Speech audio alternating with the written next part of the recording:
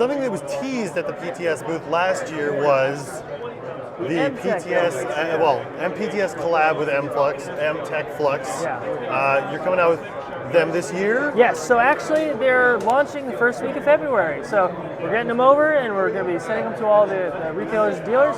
As you can see, we've got the 3 different color variations. Just to really quickly recap, in case you guys didn't see about the helmet before, MTEK FLUX, essentially the profile is like a single shell airframe. That's kind of like the inspiration for the design of the original MTEK FLUX. What I really like about it has the M-LOK rails on the sides. You can put all your accessories, like this real quick. This is a kinetic M-LOK piece just to show you how it works.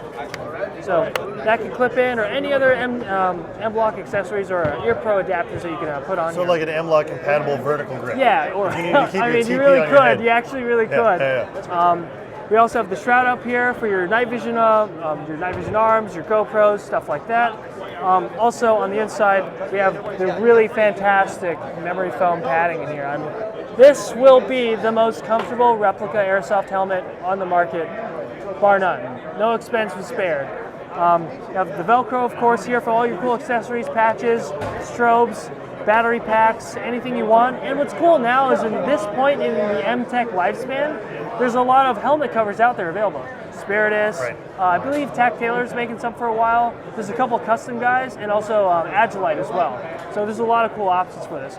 And one additional fact too is that all the hardware, if you actually really wanted to, you could actually switch out all the hardware, the rails, the shroud, and the strap with the real components from MTEK if you so choose. Now, one of the questions you might be asking yourself is, why do I want an MTEK FLUX bump helmet when I could get a real MTEK FLUX? And the fact is that there is no MTEK FLUX bump. There is only the ballistic one, and it is so freaking expensive you'd never want to use it for airsoft. This is a product designed hand in hand with MTEK. This really is the MTEK bump. It basically is. So for all intents and purposes, for your airsoft play, spending the money for a high quality piece that was designed hand in hand with the original designers of this very helmet makes a lot of sense. It's extremely comfortable, takes a ton of accessories, and it's comfortable. Yeah.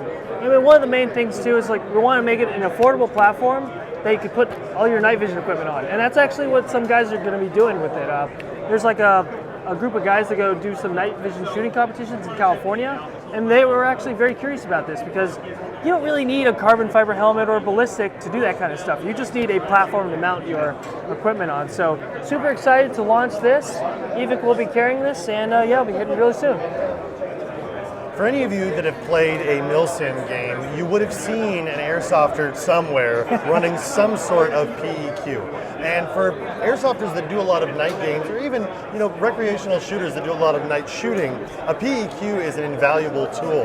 An infrared designator gives you a really, really nice way to identify both targets, hard and soft, without letting the enemy know that you're there or signifying what that target is. And until recently, there really wasn't a very good PEQ on the market for airsoft that met kind of the quality standards that we expected and the feature sets that we needed. We'll introduce the PTS collab with B.E. Meyers for the MAWL.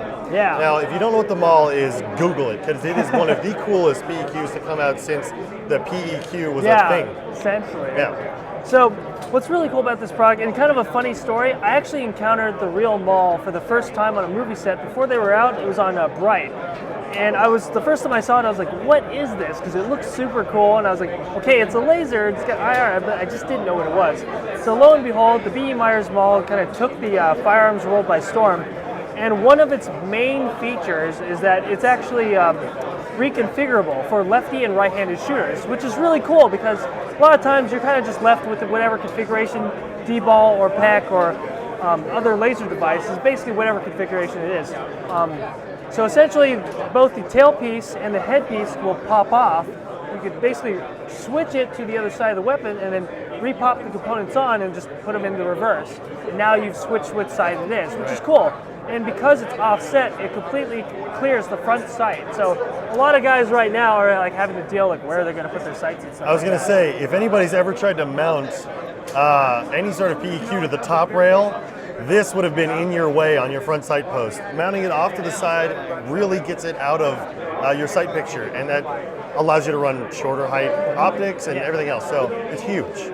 It's really very ingenious design in that regards. And one kind of cool fact about the real laser, it kind of works like a Death Star, where it's actually just a bunch of tiny lasers clustered really close to each other, and that's how they're able to basically change like the power levels and stuff like that. Now for the Airsoft version, we're basically going to do a visible laser, an IR laser, and an IR flood. That's kind of the goal right now, which is basically what Airsofters need.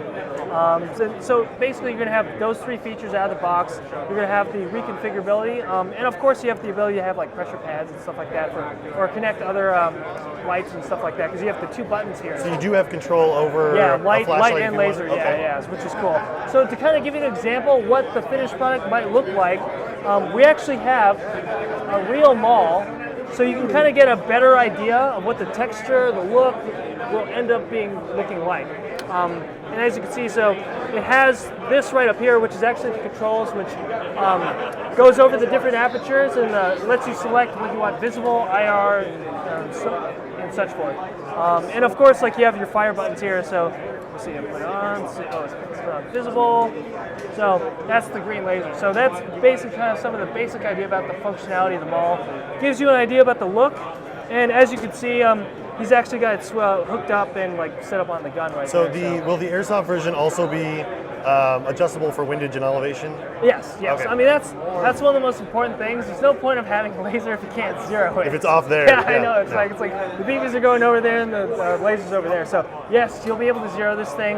The benchmark that we're trying to meet, because really the only thing that's out there that kind of compares is like the GMP, like the D-ball, right? Yeah. Which still works great. Like it's a great system. So. It does. The unfortunate thing is the GMP D-ball is so overpowered. It's not eye safe. Yeah. So is that another kind of design constraint? That's definitely something we're looking at, trying to make sure that the lasers are eye safe and whatnot. It's kind of interesting, kind of trying to figure out if we're going to go with green, red, or both. So, because obviously some fields don't allow green and some fields allow red, but it's kind of weird because the MAWL's known for the green laser. Right. So, well, I feel like you have to go green then. Yeah, that's my vote. Kinda, yeah. So there's a little bit of things that we still have to figure out, but we're super excited about the license. We're super excited about the product itself, and I mean, once it comes out, it's going to be the hottest thing out there. That's not the only thing coming out from PTS that's super exciting. We've also got some magazines to check out. Let's go check that out. Speaking of magazine releases, we've moved over in the PTS booth to check out something I'm incredibly excited about. And to be honest, it'll be a little controversial because of the sheer magazine capacity. Yeah. We're of course talking about the brand new EPM 1. The EPM 1 is going to come in two different colors. Of course, I mean, it's PTS. We have awesome black and their FDE. And why don't you tell us a little bit about the follower design, mag capacity, and kind of the overall mantra moving forward with the EPM design. So, like he said, this is basically going to be a game changer. So we decided to do a next-gen magazine, and we wanted to collaborate with Jordan. It was actually his idea that he brought to us about increasing the capacity. So this is an Odin Innovations collaboration with us and PTS, and two of the main features are the capacity and the actual fuel gauge. So not only does this thing hold 250 BBs, you will be able to tell how much ammo you have as you're using it when the indicator goes from top to bottom. So right now it's in the empty configuration.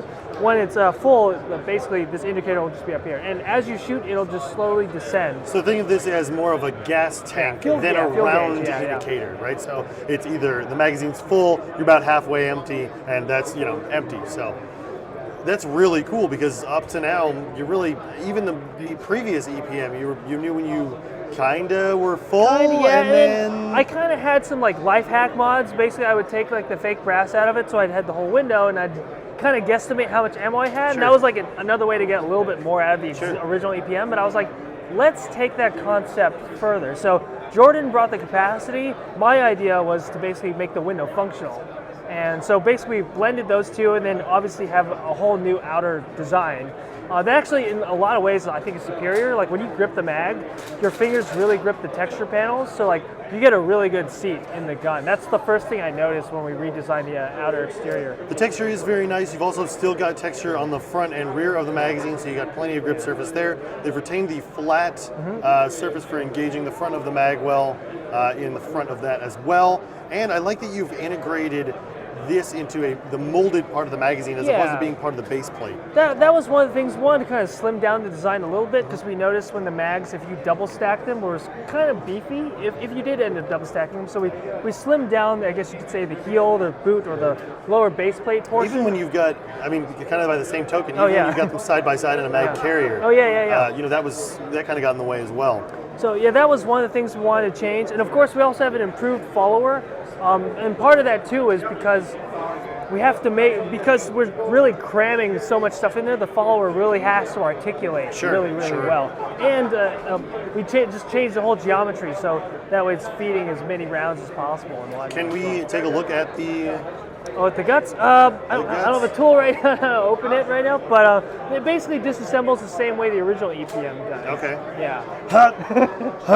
No success. But one thing cool to note as well, we're going to be coming out with another iteration of EPM1, the shorter 20 round style, and even that one will have 170 rounds in it as well. So if you're familiar with a 20 round magazine, it's about that tall. Yay short. Yeah, it's about there. Yeah. And it'll hold more than most of the mid caps. Yeah, most of the mid caps on the market. Yeah. So if you are at a field and you've debated other players about what the difference between a high cap and a mid cap is, this is going to throw another wrench in the conversation, because really the only difference now is whether it has a winding wheel or not. Yeah. We really need to get away from calling things high and mid cap. It's just either a winding magazine or a non-winding magazine. And one of the things I kind of think the capacity is almost a non-issue, because when you go to Milsim games, what really makes Milsim now is the strategy and the tactics that you're using, and obviously like the gear.